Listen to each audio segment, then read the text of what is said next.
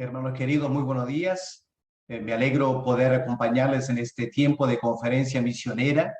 Y esta mañana vamos a estar considerando Jonás, el capítulo 3, este libro que están estudiando durante este tiempo de misiones. Jonás capítulo 3 es uno de los capítulos más impresionantes en toda la Biblia, porque nos narra uno de los grandes avivamientos espirituales de todo tiempo. Es impresionante cómo aquí en Jonás 3 leemos de un hombre que predicó en una gran ciudad y Dios usó ese hombre Jonás para la conversión de la ciudad entera. A todas luces, se trata de uno de los grandes avivamientos espirituales de todo tiempo. Obviamente en un capítulo como este tenemos grandes lecciones que aprender. Y esta mañana vamos a tratar de sacar de Jonás 3 algunas lecciones importantes para la iglesia hoy en día. ¿Qué hay detrás de este gran mover del Espíritu de Dios que sacudió la ciudad de Nínive? En primer lugar, obviamente, tenemos que considerar el predicador. Lo tenemos en los primeros 3 versículos. Hermanos queridos, ¿quién fue ese gran predicador que Dios usó para realmente dejar un despertar espiritual sorprendente en la ciudad de Nínive? Su nombre, como sabemos, era Jonás. Jonás significa paloma, pero este hombre no era una persona tremendamente mansa, que digamos. En realidad, su historia empieza con un momento de gran rebeldía espiritual, cuando Jonás francamente rehusó hacer caso a la palabra de Dios y huyó hacia Tarsis. El resultado fue que provocó una tormenta en el mar que puso en riesgo y casi resultó en la muerte de varios marineros. Yo sé que todos los comentaristas no están de acuerdo conmigo, pero a mi criterio, lo que tenemos en Jonás capítulo 2 es nada menos que la muerte de este profeta. En Jonás 2 leemos, por ejemplo, versículos 5 y 6, que Jonás se hundió en el mar Mediterráneo en tal manera que hasta las algas lo rodearon y él pudo ver los cimientos de las montañas. Es muy difícil pensar que un profeta, un hombre, haya sobrevivido esa experiencia. Él mismo dice en versículo 6, habla de su sepultura. Y luego un pez lo tragó por 3 días y noches. Me parece bastante claro que la Biblia está hablando de la muerte de Jonás. Al final, entonces, él tuvo una resurrección. Y el pez lo vomitó a tierra y Dios lo llama por segunda vez a ir a Nínive a predicar, como tenemos en el versículo 1 del capítulo 3. Vino palabra de Jehová por segunda vez a Jonás, diciendo, levántate y ve a Nínive. Hermanos, si comparamos Jonás 3, el versículo 2, con Jonás 1 y el versículo 2, vamos a encontrar que el llamado fue el mismo. Dios reiteró el llamado a Jonás, pero en capítulo 3 no es el mismo Jonás. La experiencia de ser echado al mar, la experiencia, como acabo de mencionar, hasta de su muerte y resurrección, impactó a este hombre en tal manera que ahora lo vemos obediente a la palabra de Dios. En versículo 3 leemos que Jonás se levantó y fue a Nínive conforme a la palabra de Dios. Y pensemos un momento, hermanos, ¿cómo habrá sido para Jonás predicar en la ciudad de Nínive? Obviamente fue un tremendo desafío para él. Requirió mucho esfuerzo y no poca fe predicar el evangelio en Nínive. ¿Se imaginan entrar en esa gran metrópolis y predicar? ¿A dónde había predicado por primera vez? Quizá entrando por los muros de la ciudad, miró alrededor suyo y a 1 o 2 cuadras decide quizá ponerse en la esquina y empezar a predicar. Y la gente, ¿qué habrá hecho? No creo que fue nada fácil para Jonás obedecer al Señor. Sin embargo, este hombre, renuente predicador, habiendo sido desobediente a Dios, ahora va y predica en la ciudad de Nínive. Y el resultado fue increíble. La ciudad entera se convirtió con la predicación de un solo hombre. Y lo que leemos, hermanos, lo que aprendemos esta mañana, es que Dios no necesita una persona brillante. Dios no necesita una persona tremendamente capacitada en Biblia y teología, aunque obviamente Jonás conocía bien el Antiguo Testamento. Dios no necesita ni siquiera una persona perfecta. Lo que Dios necesita es obediencia. Y cuando Dios encuentra un hombre, una mujer obediente a su palabra, dispuesta a hacer el esfuerzo necesario y a testificar de él con tremenda valentía, no hay límites de lo que Dios podría hacer. Permítame desafiarles esta mañana en ese sentido. ¿Estamos dispuestos a obedecer a Dios? Dios no nos envía a la ciudad de Nínive. Nos envía quizá para ustedes a la ciudad de Lima. ¿Estamos dispuestos a testificar del Señor donde quiera que estemos? ¿Obedientes a la gran comisión de anunciar el mensaje de Jesucristo? Aunque parezca locura, y aunque uno podría pensar que hoy en día nadie te va a creer, la experiencia de Jonás en Nínive nos anima, ¿no es cierto?, a predicar la palabra de Dios. Habiendo visto en primer lugar algo del predicador, pensemos ahora, hermanos, en la predicación. ¿Cuál fue el mensaje que Jonás predicó que causó tanto impacto en la ciudad de Nínive? En primer lugar, Jonás predicó lo que Dios le mandó decir.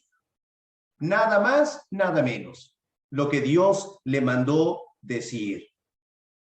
Hermanos, esta es la esencia de toda verdadera predicación. En el Nuevo Testamento, la palabra para predicador es la palabra kerux, que en griego significa un heraldo. ¿Sabemos lo que es un heraldo? Una persona que simplemente anuncia el mensaje que se le ha sido encomendado.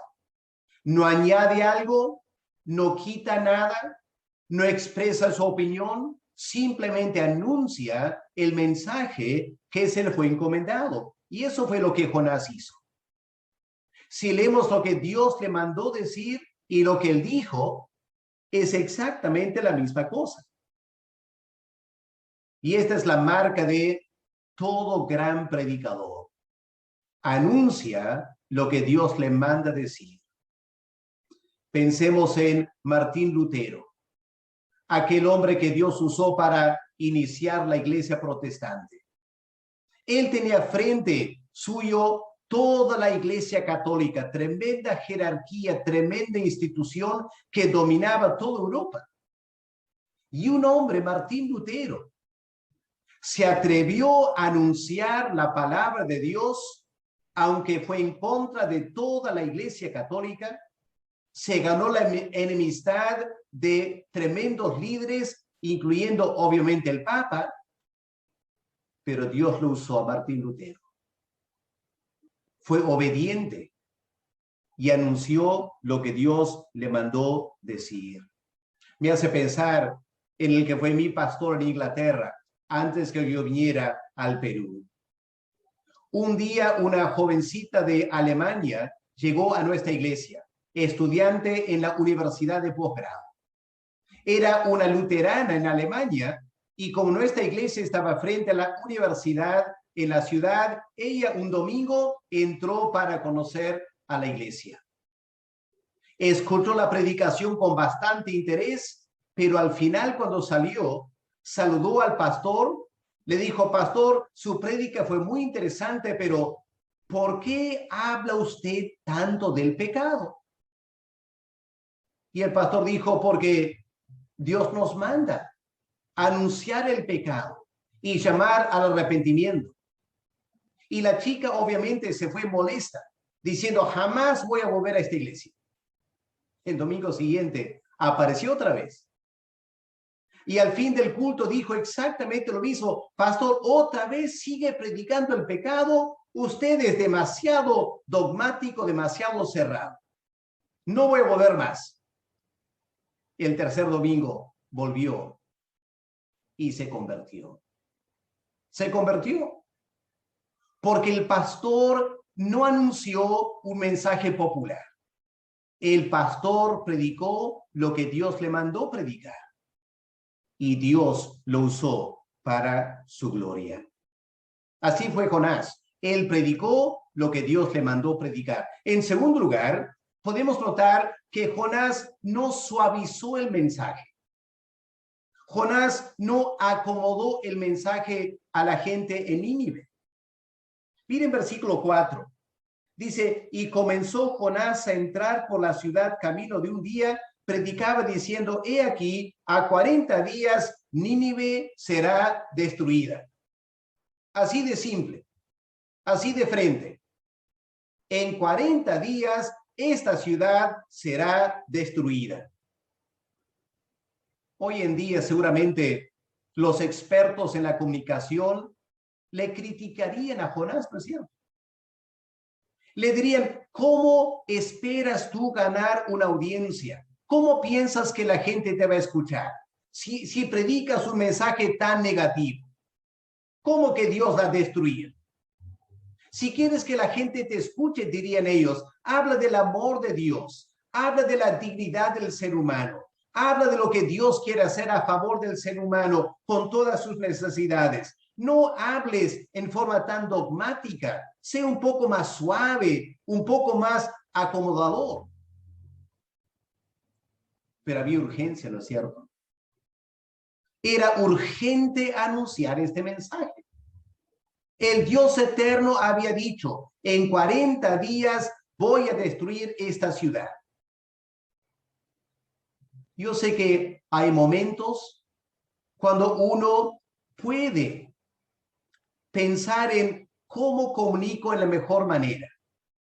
¿Cómo puedo llegar al corazón de esta persona? Pero francamente, para Jonás, en 40 días no tenía tiempo para pensar psicológicamente en la mejor forma de comunicar este mensaje. Dios había dicho: voy a destruir la ciudad en 40 días, y Jonás simplemente anunció ese mensaje sin acomodarlo, sin suavizarlo, porque la situación lo exigía. Y hermanos, hoy en día, el mensaje de Dios no necesita ser suavizado, acomodado. Dios nos ha enviado a predicar a todas las naciones que hay un solo Salvador, un solo mediador entre Dios y los hombres, y tenemos que anunciar ese mensaje, aunque no sea muy popular, y aunque gente nos critique y gente nos pida que seamos un poco más abiertos, un poco menos dogmáticos. Si queremos ver un mover de Dios, si queremos experimentar el poder del Espíritu Santo, hay que anunciar lo que Dios nos manda anunciar y no pensar en modificarlo psicológicamente según el pedido del mundo que nos rodea. En tercer lugar, Jonás predicó con perseverancia, ¿no es cierto? Fue una predicación perseverante. No creo, hermanos, que el primer día que Jonás predicó, de repente hubo un tremendo despertar de Dios. No lo creo, no el primer día. Me imagino que el primer día la gente lo miró como una persona extraña, no prestaron mucha atención a él, y Jonás tuvo que aprender a perseverar, porque esto es clave en el ministerio cristiano.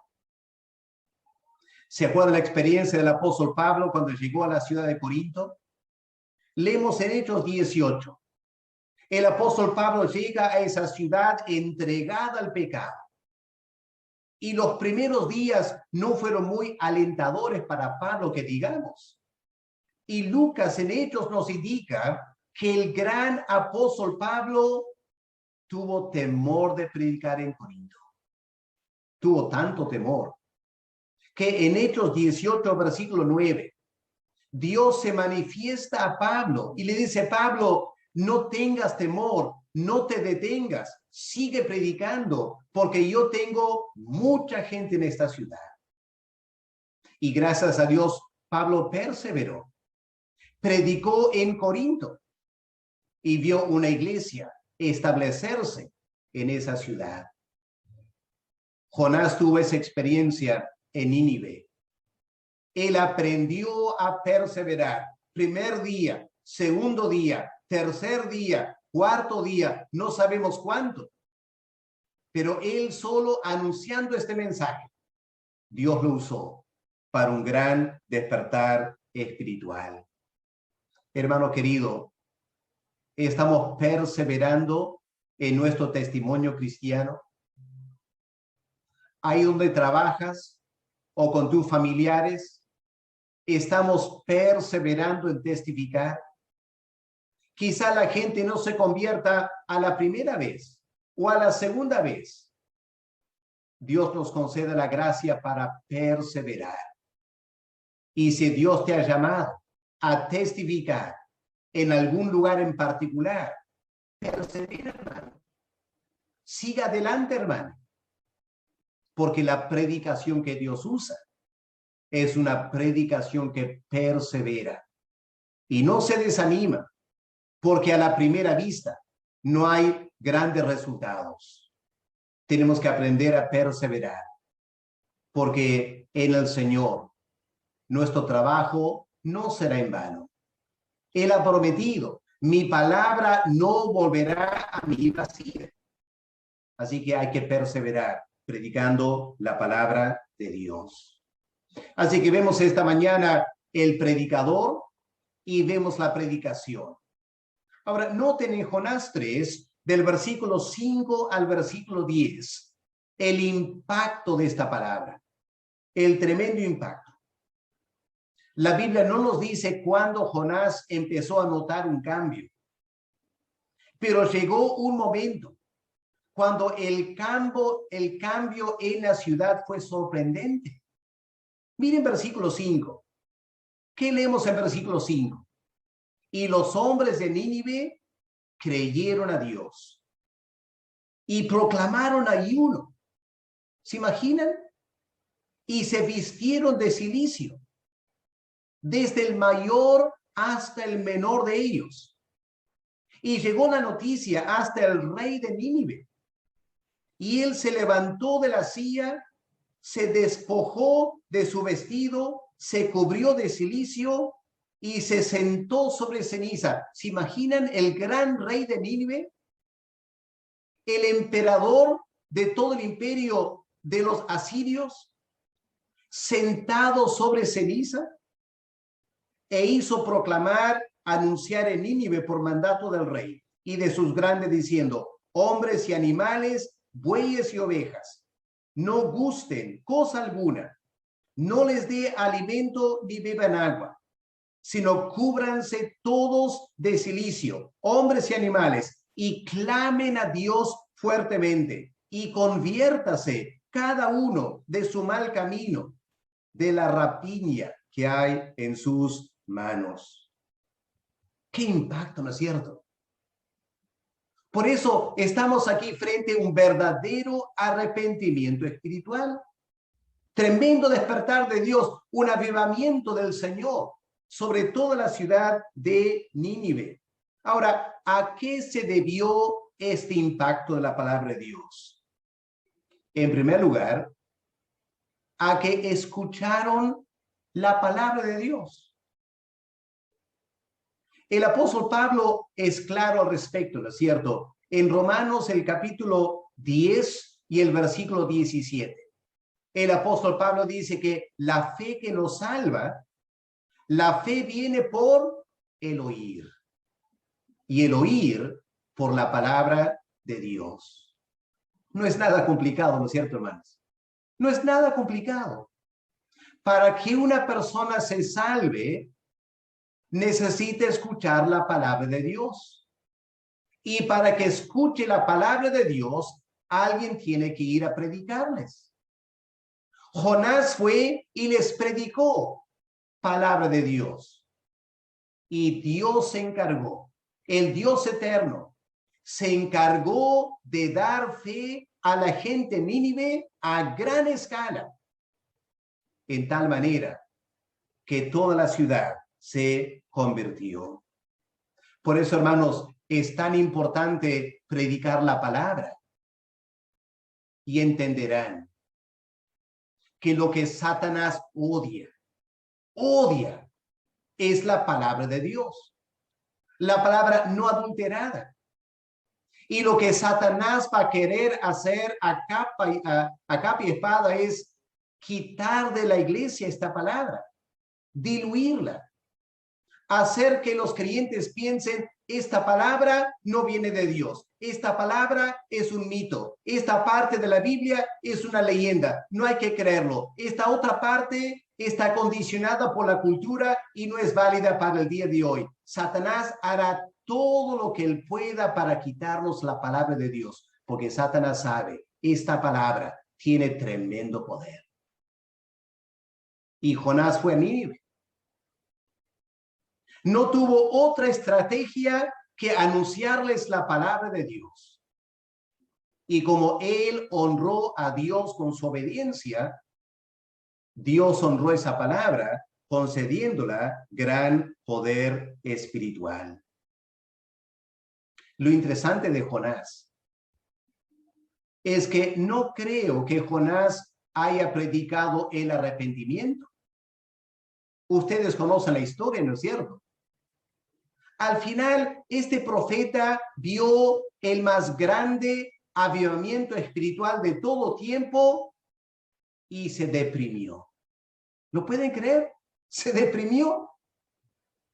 Y él reclama a Dios diciendo, Señor, es por eso que yo no quería venir a Nínive. Yo pensaba que quizás los ibas a perdonar, que podría ser que se arrepientan. Yo no quería que tú los perdones. Así que yo no creo que Jonás anunció arrepentimiento y que Dios les podía perdonar. Él simplemente anunció destrucción. Así que, en un sentido, él predicó la palabra, pero no toda la palabra. Pero predicó suficientemente de la palabra para que Dios la usara para la conversión de la gente en Nínive. Y aquí vemos, hermanos, el tremendo poder de la palabra de Dios. ¿Se acuerdan esa visión en Ezequiel 37? Cuando el profeta ve un valle de huesos secos y Dios le pregunta al profeta Ezequiel, ¿estos huesos vivirán? ¿Qué poder se requiere, pregunta Dios, para dar vida a estos huesos secos? Y Dios le anuncia a Ezequiel la palabra de Dios. Habla a estos huesos y vivirán. Y Ezequiel habló y los huesos revivieron. Eso fue lo que pasó en Nínive. Nínive, una ciudad llena de hombres y mujeres muertos en sus delitos y pecados, como Pablo menciona en Efesios capítulo 2. Huesos secos. Y Jonás anuncia la palabra. Y esos huesos vivieron en Nínive. Oh, hermano querido, esta mañana, ¿te das cuenta el poder que tenemos en nuestras manos? Si Jonás, con todas sus limitaciones, y con una actitud hasta negativa, no queriendo la conversión de Nínive. Dios lo usó en una forma tan sorprendente. ¿No piensas que Dios te puede usar a ti también? ¿Dudas que el poder de la palabra se haya perdido? Anuncia la palabra, confía en Dios. Y esos familiares y amigos tuyos, o personas en países lejanos a donde enviamos misioneros, podrán vivir por la palabra de Dios. En segundo lugar, notamos el impacto sobre Nínive porque creyeron a Dios. Interesante, importante notar este detalle. Versículo 5. Los hombres de Nínive creyeron a Dios. Noten eso. No dice que le creyeron a Jonás. Creyeron a Dios. Eso es lo importante. En Génesis 15, el versículo 6, tenemos este mismo verbo, creer. Abraham creyó a Dios y le fue contado por justicia. Y la gente de Nínive creyeron en Dios.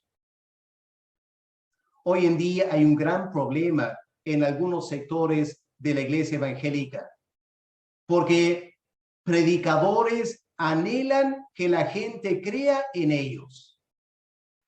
Y hay que reconocer, hay mucha gente en las iglesias que están en la iglesia evangélica porque le han creído al pastor, han quedado tan impactados con ese pastor, con su personalidad, con su apariencia, su forma de ser, que han sido convencidos por el pastor, mas no por Dios.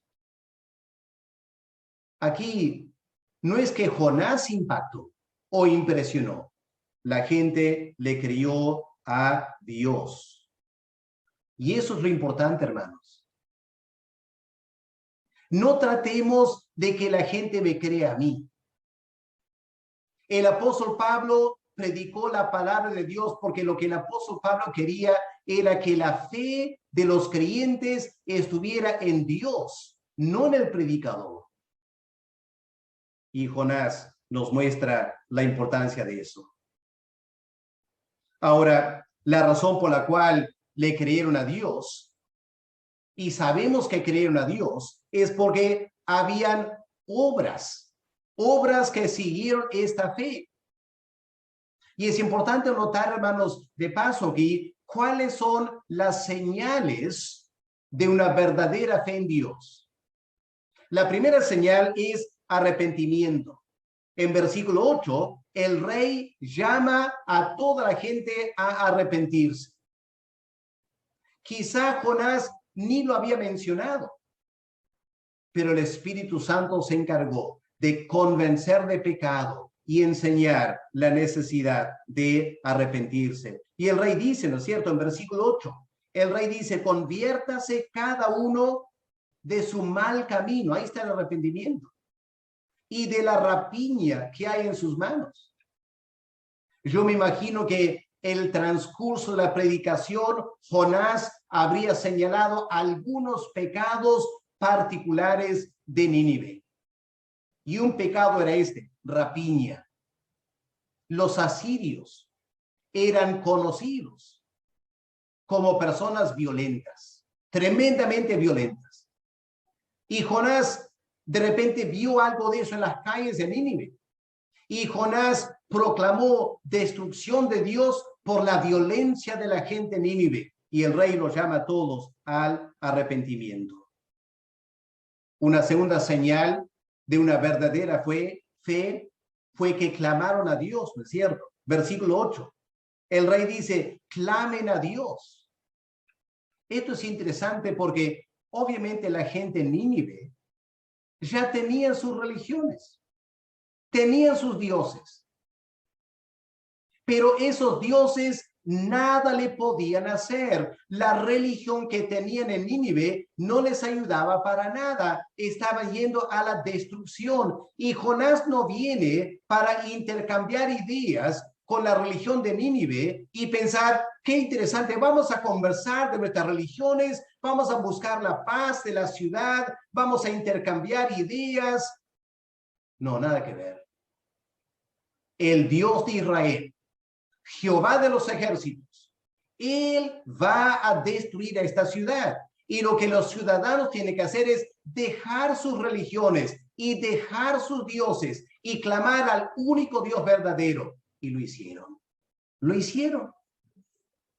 Una señal de una verdadera fe, como pasó en la ciudad de Tesalónica. ¿Se acuerdan? En Primera Tesalonicenses, el capítulo 1, el apóstol Pablo muestra cómo cuando él llegó a Tesalónica y predicó el evangelio, ¿cómo sabía Pablo que la gente realmente se había convertido? Bueno, dice Pablo, dejaron los ídolos y se convirtieron a Dios y a esperar a Jesucristo de los cielos.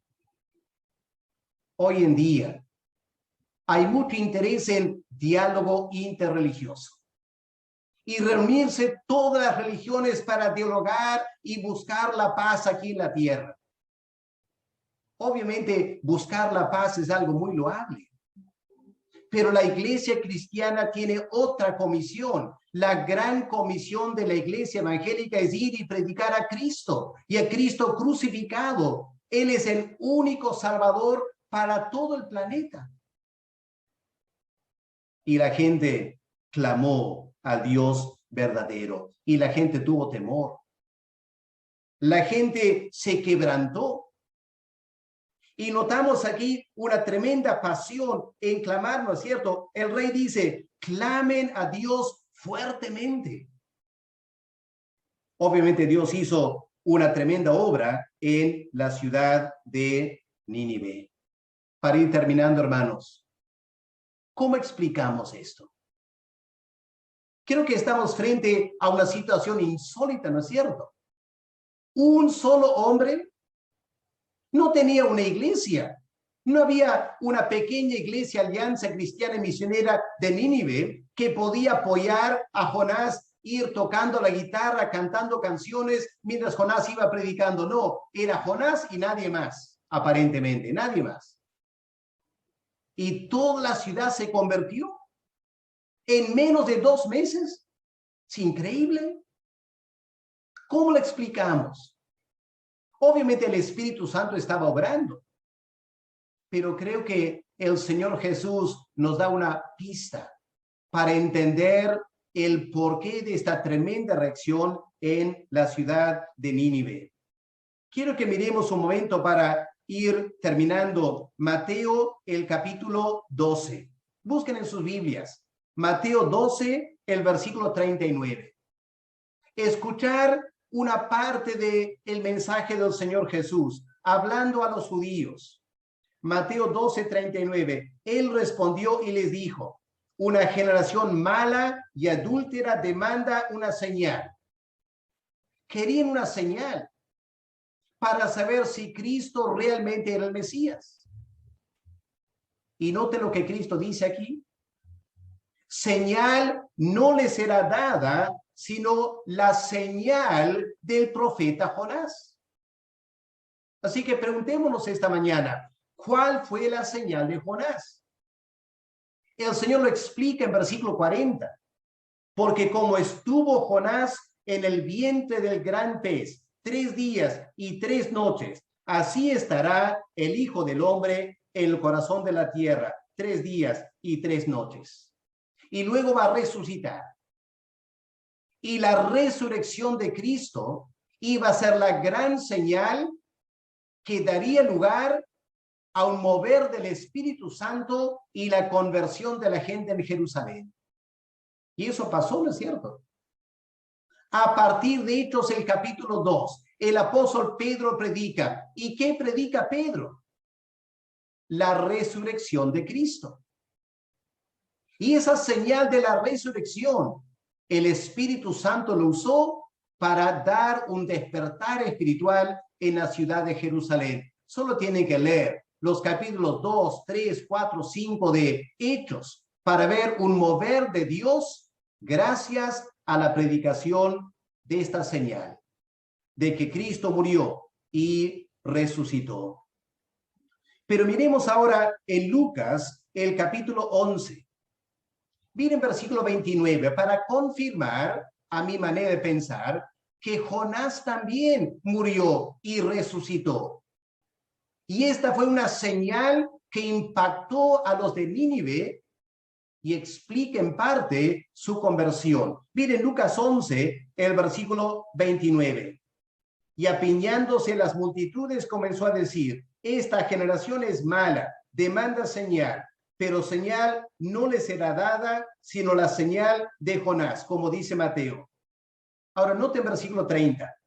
Porque así como Jonás fue una señal a los ninivitas, también lo será el Hijo del Hombre a esta generación.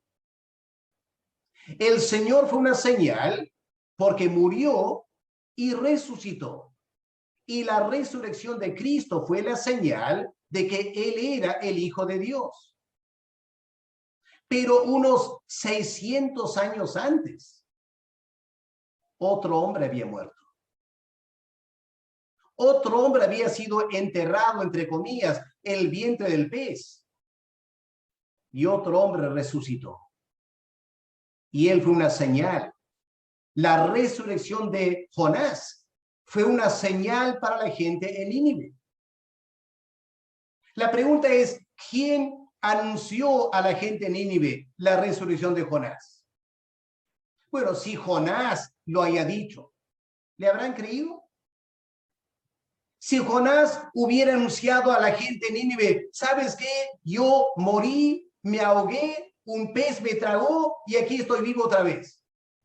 No creo que la gente habría prestado mucha atención. Pensarían, el hombre está mintiendo. Pero planteo esto. ¿Qué sé uno de los marineros que estaba en la barca? Quizá uno que echó Jonás al mar y lo vieron ahogarse lejos de tierra. Lo vieron hundirse en el agua.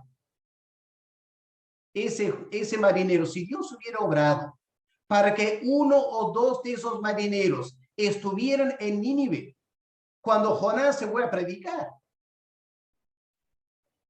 ellos podían haber dado testimonio.